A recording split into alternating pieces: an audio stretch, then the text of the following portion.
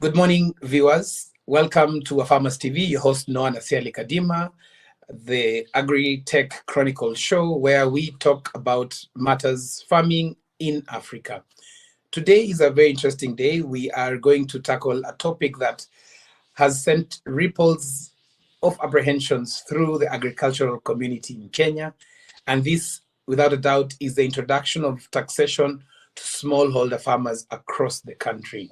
We are hearing farmers, avocado farmers, we are hearing of all the other farmers who are actually discussing this, maize farmers, beans farmers, and they're wondering, is this what they signed up for? Joining us today to shed light on this contentious issue is Andrew Momanyi, a tax expert at the Kenya Revenue Authority. Andrew, welcome, karibu sana, and thank you for joining us.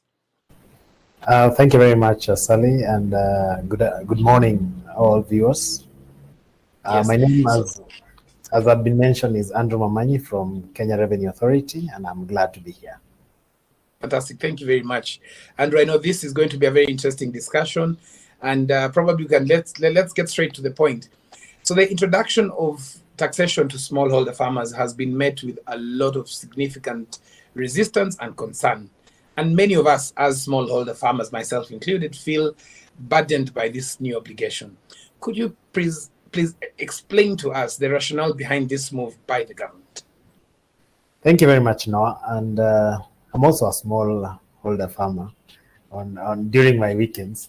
So what happens, it's not really a tax per se. What it is, it's a form of record keeping that is required by everyone who's in business. So meaning if you're doing a small business or any kind of business, then there's some form of record keeping that you're supposed to do for purposes of you accounting for your tax. And this record keeping has always been with us, and it provides visibility of what we need to declare. So if you look at a normal business, if you go and purchase your fertilizer, you go and purchase something from the agrovet, you normally ask for a receipt or some document to show that you've actually purchased the same. So it's just a similar scenario that is being replicated into all other businesses, only that now instead of you writing your receipts or writing that document, then you're required to actually record it in a digital format where you can be able to have it transmitted to the Revenue Authority and also transmitted to the buyer in an electronic form, or if you prefer still issuing the hard copy invoice, then it's still okay. Interesting. So I think that is well said. But now let us go probably and start from the top. Is eTIMS a new tax? No. It's not a new tax because there's no tax which has been introduced. It's only an electronic format of invoicing that has been introduced. And this to make sure that we're able to give our farmers and all the particular people to be able to transact. Then we offer them a digital platform to be able to do that. We know some of our farmers may not be able to issue invoices, and they may not be able to actually manage to account for their produce. Then what happens is that this digital format, which has even come in simplified forms, has allowed this to be able to come to fruition so that they can account for their sales as well as their purchases using these records, which will be able to account for their transactions. Very interesting. And I know that as we go on, we will discuss how this supports farmers in terms of bankability. It's an issue that we keep on discussing. But two questions, probably you can combine them as you answer.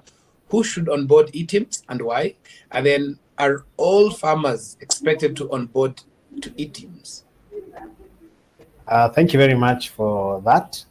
I think I'll start with the second question. If all farmers are supposed to onboard, I think the thing is the distinction between whether to onboard or not is as a farmer, are you in business?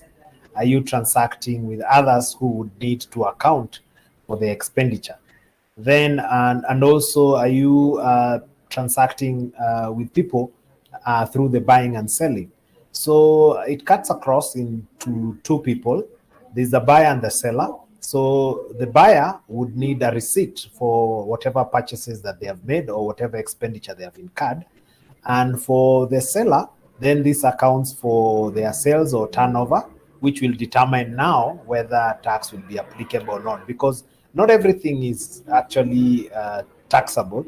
There's a threshold to which taxation applies, and this is based on income, and how you can be able to determine or achieve whether you are not taxable or not. It actually depends with the amount of income that you're earning in a given period, and this ITIMS is what will be able to support you to know that, and even to grow your business, assuming that you want to be able to show a bank the kind of business you're doing and the transactions, and be able to go to a level where you're seeking funding or you're seeking some loans or financial support. In that regard, then what will support your business is basically these transactions that you've been able to incur from your purchases and your sales, and which are aggregated to actually accrue to your declaration. Very interesting. And from the ground perspective, sometimes farmers will be like, this is too much. What from your answer, does it mean that if I use fuel and I get a receipt for pumping water to the farm, can I also account that on ITIMS? Yes, definitely. What happens is that ITIMS has a way in which you can account your purchases and also your sales. So for the sales that you do, it's very simple. You're just indicating whether you're selling to a business or to a customer. If you're selling to a customer, then it's good, you just generate a receipt. But if you're selling to another business that is going to consume, then you need to capture their PIN so that that purchase is actually tied to them. So for example, if it's you've gone to buy that fuel and you intend to put it in your pump for purposes of being able to pump, maybe if it's water, then you'll just give out your, if you're an individual, you give out your PIN. If you're a business, you'd give out your corporate PIN, and then it will be able to be captured in the invoice for purposes of being a record for your purchase, and also to be used in your declaration at the end of the period or tax period. Interesting.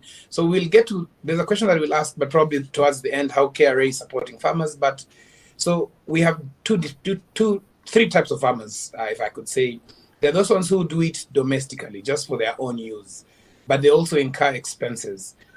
Are they also supposed to onboard on ITIMS? That's question number one. So probably you can answer that, and then we can get to the next two types of farmers. Thank you for that. The ones who are doing for domestic use, then those ones don't need to onboard into ITIMS, because basically what they are doing something to feed themselves or to feed their families. So that's not considered a business. That's just own consumption. But in case they have surplus and they intend to now offload this surplus towards the market or towards other business people, then in that regard, that is where now the ITIMS would come in, where they will need now to account the portion that is going to the business, and then record that using this digital format, and then be able to issue invoices to the purchasers or customers. Okay. Fantastic. That's interesting. So now the next type of farmer is this farmer that is their work. Constantly, every day they are farming, they're buying and selling of either produce or inputs. So for those ones, is there a mechanism to train them on the importance of ITIMS by KRA? Yes, definitely. We've actually been doing for the last 2 months a lot of stakeholder engagements, and I want to appreciate the farmers who've brought a lot of interest into this issue. And we're still looking forward to those who are still willing to be trained. Then they can be able to reach us out, and we'll be able to organize this. What we've done is that we've tailor-made some solutions specifically to accommodate this sector, which are very simple, convenient, and flexible to use. And one of them is actually a USSD code. That is *222#. When you dial that, a menu will come. One of the menus, number 5, is KRA. And with that, you'll be able to actually choose that one. It will bring you to ITIMS. And the beauty is that if you don't have a PIN, you don't have to worry, because within the same system, you'll be able to be registered for a PIN. And once you're registered for a PIN, then you'll be able to register for ITIMS. And ITIMS just requires very simple things. The first thing it would require, if you're selling to a business, then do you know the PIN of the person you're selling to? If they require that purchase to be tied to them. If not, then you'll omit that portion. You can put a name. You can also put a mobile number. And then the next point is where now you enter what description of the item it is. Are you selling potatoes? Are you selling avocado? Are you selling maize? And then the next point will be the quantity. If it's in terms of sacks or in terms of kgs or in terms of whichever quantity that you're selling the item. So let's say we are doing 5 bags, we say 5. And then what is the price? Maybe every bag is 5,000 shillings. The system will calculate itself and will produce a receipt for you that you can be able to share with the buyer. And with the USSD, it gives you a text message with a link. And it's that link that you can use actually to send for the person to print a PDF receipt for themselves or keep it as a record of their purchase. Very, The very second interesting. one, maybe if you would allow, the second one is actually a web-based, which you can access it using your eCitizen credentials, meaning that you just go to the internet on the web, you type ecitizen.kra.go.ke, a web page will come with credentials of where you enter your eCitizen credentials, and you can log in and do the same process of declaring the sale there. That's it. Thank you. So, are there any centers where farmers can go and do the for manual physical registration? Why I'm asking this is because for us farmers, we believe a lot in the physical aspect of let me go and see, because we want to see where our money is. Are there any centers where you have made the provision for this? Because we are talking about less than probably a week. Yes. Actually, we advocate for we have tutorials within our website where people can be able to go through and onboard themselves. It's a very easy process that you can be able to do at the comfort of your desk or at the comfort of your home. But in case somebody feels that they would want a personal touch, as you say, then all our tax stations are available within the country. We have a tax station everywhere in the country that someone can just walk in and indicate that they would want support with e-Teams onboarding, and the simplified solution is there to be shown, and you can even be taken through the process and even supported to generate an invoice at that point. Thank you for that. Now, moving on, we have, when we talk to some farmers and we mentioned to them that we will be having KRA for this session, they sent very interesting questions. So one of the questions that the farmers asked is, I have not filed my returns for 2 years. Will I be arrested when I go and register for e-Teams? No. Actually, that's a very good question, and it has come at a very good time, because right now we are running a campaign called Tax Amnesty. And what we are doing is that we are forgiving all the people who had debts or had penalties from the year 2022 December way back. So the cutoff period is 2022. So that farmer, I think, if you're able to reach out to them, just tell them that we have an amnesty program. What they just need to do is declare what they were supposed to have declared for that year of income. And in case it accrues any penalties and interest, then we are able to waive that. We waive that penalty and interest, and now and it's automatic through the system, because it's not something that you need to apply. What you just need to do is do the declaration, and in case the penalties accrue, then they'll be waived off. But that one is ending on the June of 2024, so they need to take advantage of this period. And in case somebody had some taxes to pay, we'll still also waive the penalties and interest upon them making a commitment to pay the principal. And the principal, you can actually pay it in installments up to June of this year. And we'll waive your penalties and interest, and you can go back to being a compliant taxpayer going forward. But in case there are any taxes or penalties accruing for the year 2023, then that one is not covered within the amnesty, so they'll just go ahead and pay. All right. Now, farming is a season-based activity, and farmers are not on their farm and they're not harvesting throughout. How does that affect? Do I still keep on filing my monthly returns, or because I'm now I'll be trading? Do I need to do that? And or that can be taken, is it taken care of in the system as well? It depends with the kind of tax obligation that you've actually been registered for. If you're registered for a specific, let's say the turnover tax, yeah, then it means that you'll have to do a monthly return. But if you're registered for the annual income, then you actually do that at the end of the period for purposes of accounting. So it's basically dependent on the tax regime that you are, and someone can be able actually to check on their PIN certificate what kind of obligation they have been put under, so that they know what kind of obligations are entitled to them. Great. And now the last type of farmer that we wanted to mention is this farmer who farms as a side business. We call them the telephone farmers. They are already obligated to file the returns from where they work. And how do they add this? Do they add this as an extra income, or how does this come in?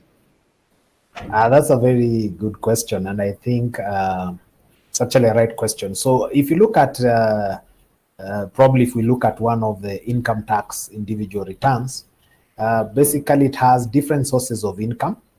One of the main one is usually employment, where people declare using their P9s.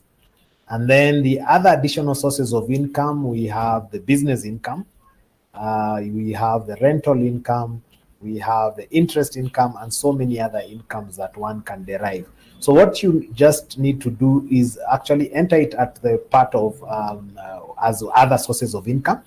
That will be your business income, which will just require you to just do a small declaration of what was your income, what was your expenditure, and what profit you incurred, so that you can be able to actually make that declaration and pay the taxes which are accrued there. Now, this is where eTIMS comes to simplify the process, because once you have the invoices already declared with eTIMS, then you'll have a summary of all your income that is under the business income. And for the expenses that you had incurred, probably the fuel and the tilling of land and all that, you'll also have some receipts or eTIMS receipts for the same. So you'll be able to actually net off very easily, because everything, you cannot be able to keep everything on your mind or in your mind. So you'll have these invoices to be able to help you to be able to know whether you made a profit or a loss. And as we said, not every income is due to taxation. It's based on the threshold or the amount of income incurred in a particular period.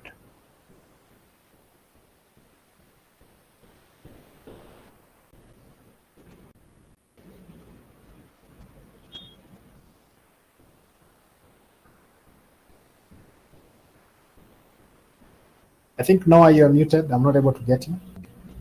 Oh, sorry. Yes. So as you're explaining, the process seems very seamless and very easy.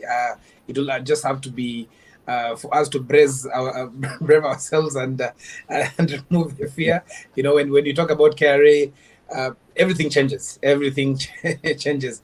However, there are still some other pressing questions from the farmers, and one of them is the aspect of the other costs that the farmers incur. For example, and this also comes in to the discussion we have, is Kenya Revenue Authority collaborating with other stakeholders to enhance this awareness. For example, the cess charges by the county governments, which is really crazy when it comes to transport and logistic services. Some of the service providers do not have PINs. How do we make sure that then we are fulfilling our obligation as smallholder farmers when we are not able to capture these other details from, for example, the cess charges, the transport and logistic services, the market fees, and such like? Thank you very much. No, I think that is a very valid concern, and we've actually received that input. Currently, we are having discussions with these public entities and also government agencies.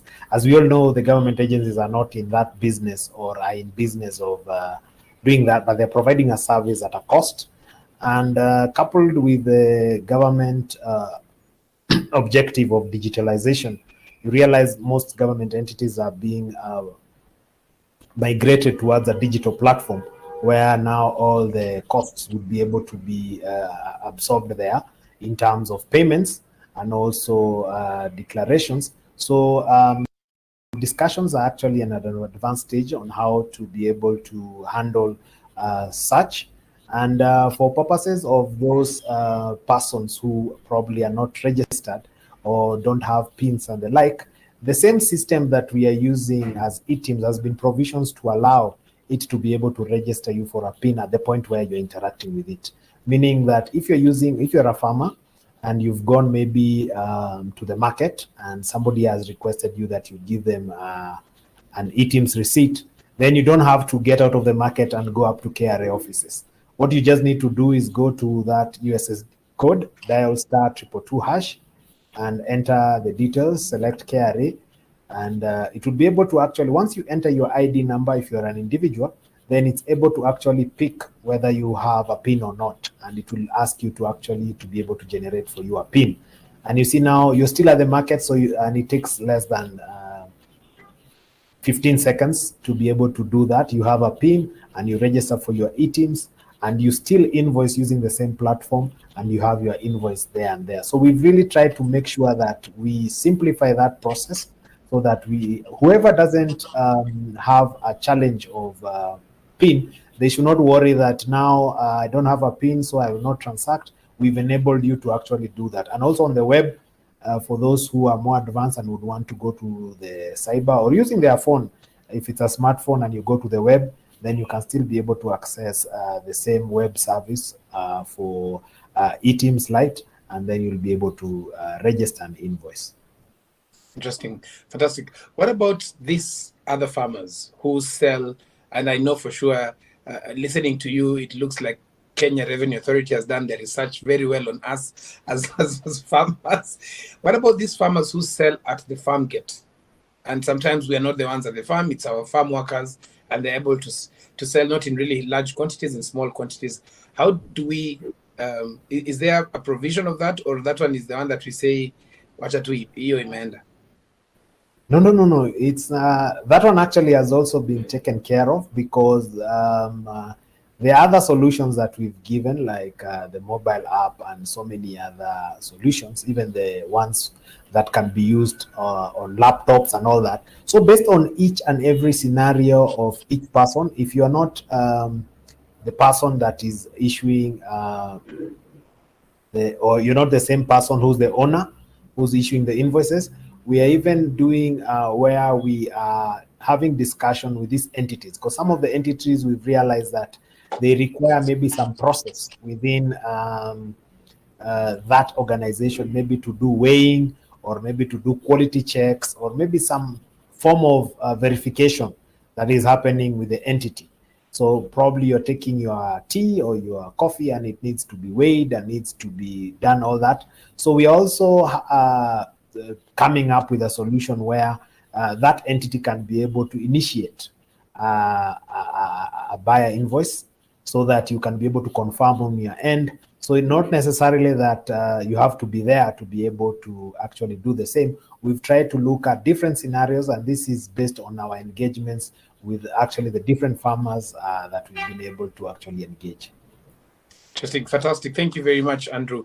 And as we go towards the end of this discussion, what message, but even before that, probably, what is the end goal? I know that might sound like a very, very political question, but what is the end goal of eTeams with regard to the tax base expansion and the revenue mobilization? But more importantly, how does that then contribute to the agricultural policies that favor farmers?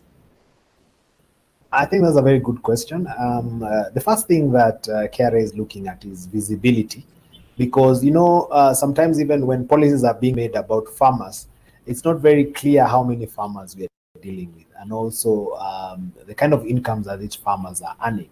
Because with this now, it will bring visibility where the government will be able to know how many farmers are actually transacting, what are the farm prices, what are the incomes of these farmers, and what opportunities are there for them. Because even when you go to a bank, you can imagine, or a SACCO, and you're trying to get your financial assistance or support, the first thing they will ask, so how much do you make averagely in a certain period? What are your sales? How much profit are you making? How much do you make in this certain period? And these are the kind of records that will help you to be able to actually actualize this, so that you can get the support you want, and also for government to be able to actually also expand the tax base. Because we know if we play our role as citizens in this country, in terms of also just adding to the kitty, where we are able to be self-sufficient, to be able not to rely on our loans and such like measures, then I think we'll be better as a country. We can be able even to lower our taxes, because now we are able to actually have each and every person contributing, rather than a few who are in the formal employment. Thank you. And again, thank you very much. What is your message? What message would you like to convey to smallholder farmers, Andrew, who may still be apprehensive about the introduction of taxation? Considering we have both the taxation when you're buying inputs, which is really heavy, and everything else, we are taxed in all aspects of our activities. What is this message you to convey to smallholder farmers? I think I would want to tell the smallholder farmers that they should not be scared, because we are not introducing any new taxes, neither are we introducing a tax on them. What is happening is that we are giving them an opportunity to be able to actually be visible on their transactions, to be able to actually record their transactions. We realize these farmers have an opportunity to actually actualize the market that is out there. But because of lack of those records, or lack of a way in which they would be able even to convey, for example, if you want to transact maybe with a big company that now you have your surplus feeds or your surplus produce, then it becomes a challenge, because you don't have a way of also doing an invoice. You don't have a way of keeping records. So you have to rely on other people who are actually taking a bigger profit than actually you, the farmer. Now, this will help you as a farmer not to be scared, to be able to take to your sugarcane to the factory, your tea to the factory, your milk, and all those produce, even the avocado people, to export. Because now you'll have all your documentation ready. Yours is just to be able to do an invoice, and you can even have an organized association where you are able to actually pitch for your products. Because the biggest challenge has always been that these farmers are always out of the radar, in that there's somebody who has to come and now shield whatever you're trying to actually put to the market, and it ends up taking a bigger chunk of your produce, whereas you have the opportunity now to actually grow your business and even get to know how best you can be able to reduce your cost to make much more profit, and also contribute something towards the national building. Thank you very much again, Andrew. Thank you for sharing your insights about e-teams. We are hoping that this will start removing the fears that we as smallholder farmers have, and also looking forward to see how best this can be done to help support and rebuild the trust that farmers have, especially with the government institutions, and bringing the collaboration. For those who have been watching as well, thank you very much. Remember that knowledge is power. Stay informed and stay empowered. Until next time, this is Noah Nasiali Kadima signing off.